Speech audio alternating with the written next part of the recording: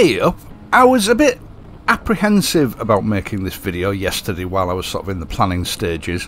In fact, I found myself getting more and more angry as the day went on. Not particularly because of the subject matter, or the fact that people clearly don't understand what's happening around them. It was more about the chain of events that have sort of led to this video becoming relevant, really. I had to promise myself that this video wouldn't turn into a rant, but at the same time I have to present some context. So I'm going to slip that context into the video now at the beginning so that I can get it out of the way, hopefully without ranting, and then I can just get on with the video. Throughout the latter half of last year, I made several videos warning that motoring in general, not just motorcycling, is on the cusp of extinction. For the past 2 years, the entire world has been distracted by a pandemic. And while we've been distracted,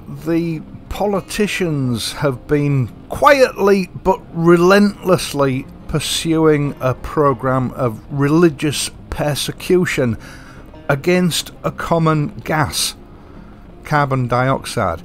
It sounds stupid when you say it like that, but it is stupid. That's exactly what it is. Net zero by 2050. Over the last 200 years, the human race has progressed to an extraordinary level with the help of fossil fuels. And over the last 100 years, gradually, just about every man, woman and child on this planet has become dependent on fossil fuels. And so our Western politicians, in the pursuit of net zero, gradually over the last few years have decided that they're going to cut our CO2 emissions by no longer producing our own gas, oil and coal, and that we would reduce our emissions by transferring that carbon footprint caused by its extraction to other countries, making us dependent on those other countries for all our energy needs.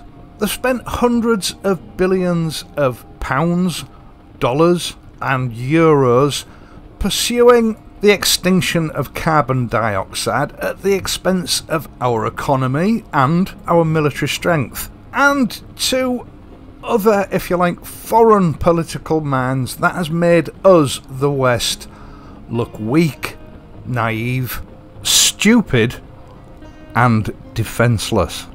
And although the pandemic has played a major role in this, the world's economy has now gone into free fall with hyperinflation, fuel prices are spiralling out of control, and the world is closer to the brink of another world conflict than it has been for 80 years. And as it stands at the moment, there is no light at the end of that tunnel. All indications are that it's going to get far worse before it gets any better. Now, our own government here in the UK have already told us that the average household is going to see an effective pay cut over the next year of £1,750 due to inflation and the rise in energy costs, and that was before the Eastern European conflict started. We're already slipping into what they've termed to be a cost of living crisis. Motorcycles, for a lot of us, are a toy, they're a plaything, they're not necessarily something that we need. It's a luxury, and quite often in times like this, it's the luxuries that have to be dispensed with first. And I envisage that we're going to see a lot of late model, high-powered motorcycles hitting the second-hand market over the next 12 months or so. As you know, if you follow this channel, I have for a long time advocated the virtues of small capacity motorcycles. I started this channel off with a 1200cc bike, and I've gradually worked my way down to a 500cc bike, with the possibility of me acquiring a 350 in the very near future. And for people that are already on a tight budget, low capacity motorcycles are making more sense now than they ever have done. Well, certainly since the 1960s. There are a lot of reasons why they're the most sensible choice, but for the sake of this video I've just selected 5 reasons. And reason number one, which I think for a lot of people is going to be the most important reason, is cost.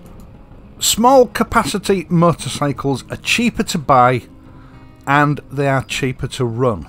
I spend a lot of time on this channel in the comments section talking to people who've spent every available penny that they've got on a large, expensive, high-powered motorcycle, and they've got no cash in reserve afterwards. You know, they'll spend 11 grand on a bike, but then they will quibble about spending an extra £10 for a decent quality motor oil. And obviously, those are the people that are going to get hit the hardest. Whichever way this global situation goes, it's definitely going to get worse before it gets any better. We're going to be feeling the effects of it for the foreseeable future, the next 2 or 3 years at least. So it makes far more sense, if you fit into that category, to buy a cheaper motorcycle so you've got more cash in reserve to be able to soak up that increase in the cost of living without having to sacrifice your motorcycling hobby. You know which are the brands of my choice, but this is not a brand specific video. All manufacturers, or most manufacturers, make small capacity machines. Honda, Kawasaki, Yamaha, Royal Enfield, Suzuki, they all have small capacity motorcycles that retailed for what can be considered budget prices. They're also marginally cheaper to tax and insure.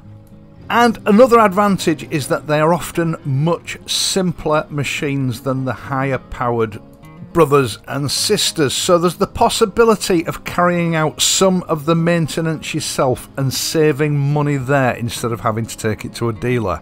Reason number two, smaller bikes sip fuel. Now, okay, part of this comes in with cost as well, because at the petrol pump, the cost of a litre of petrol is already approaching double of what it was 2 years ago. And fuel prices haven't peaked yet. It's predicted that they are going to continue to rise. But that's only half the problem. It is possible in the coming year or two that we're going to see interruptions in supply. It has already filtered down to me that some filling stations are limiting the amount of fuel that customers can buy at any one fuel stop. I know our governments are working hard to ensure that fuel supply continues, but again, here in the UK we had a similar situation at the beginning of this year where there was a sort of fuel shortage, and it doesn't take a genius to work out that this could become a common occurrence in the future. So a small capacity motorcycle that sips small amounts of fuel is going to allow you as a rider to build in more resilience, if you like, to your fuel dependency. My classic 500 will just about squeeze 100 miles out of a gallon of petrol, and some of the even smaller machines on the market will do even better. By contrast, my Triumphs have a fuel efficiency somewhere in the mid-60s per gallon. That's quite a difference.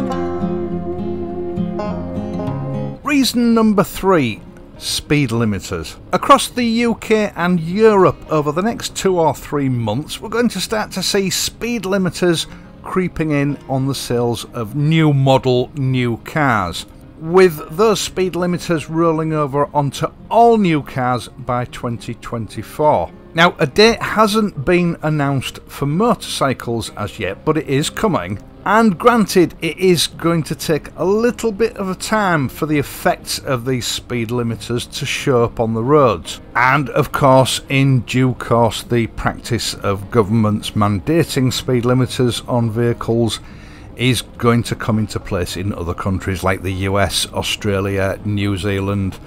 And in the fullness of time, this is going to make high-powered, large-capacity motorcycles completely irrelevant. It won't matter if you're riding a 200cc single bike that's just capable of 70 miles an hour, or a 150 horsepower 2300cc bike, because they're all going to be governed to the same speed for the road that they're on.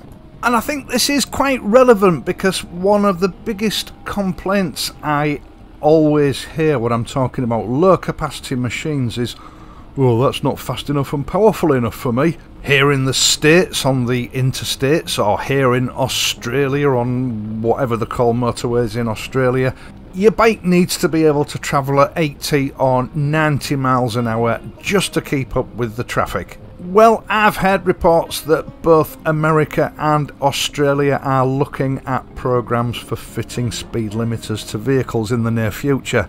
And I know that already in some of the American states you have average speed cameras. I know that they also have them in Australia, and we definitely have them here in the UK. So this preoccupation with speeding is not only stupid, it's going to become more and more irrelevant with every passing year.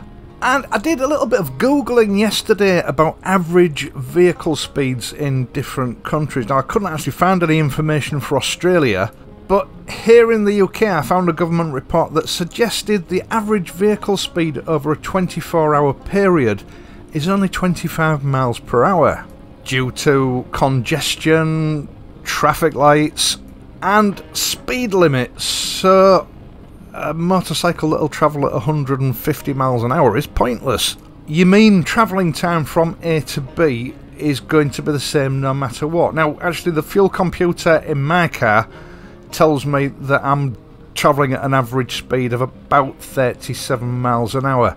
But having said that, I avoid built up areas. Most of it is rural driving. The only American report I could find suggested that the average vehicle speed was only 13 miles an hour. I'll be honest, I don't believe that. The report itself was actually attached to a pro-bicycling campaign, so I'm presuming that the numbers had been skewed in favour of bicycling. I would suggest that it's very probably similar to that of the UK, maybe a little bit faster. Now, some of the other excuses that I've heard is that, you know, if you're on a low-powered bike, when you try to overtake something, all of a sudden you're likely to get rear-ended by another vehicle travelling at high speed.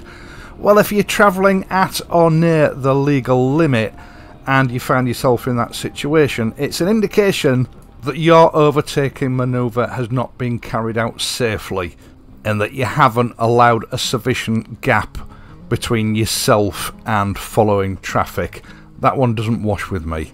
So where are we? Reason number 2.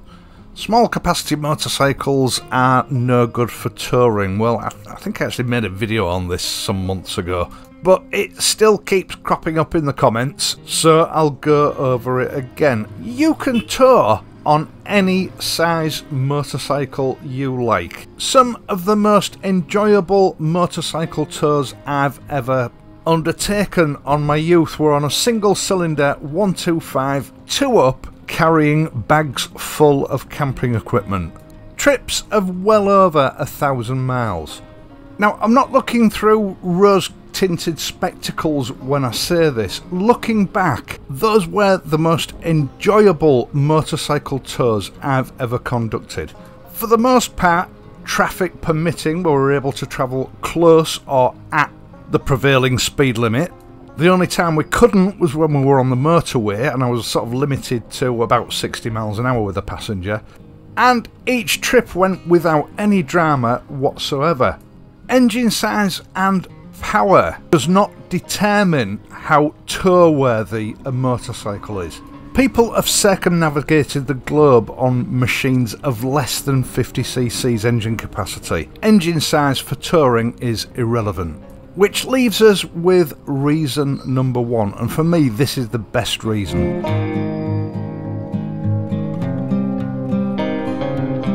Small capacity motorcycles are more fun. I remember someone lending me some of the very, very early motorcycling magazines. I think this was back in the sort of early to mid 1980s.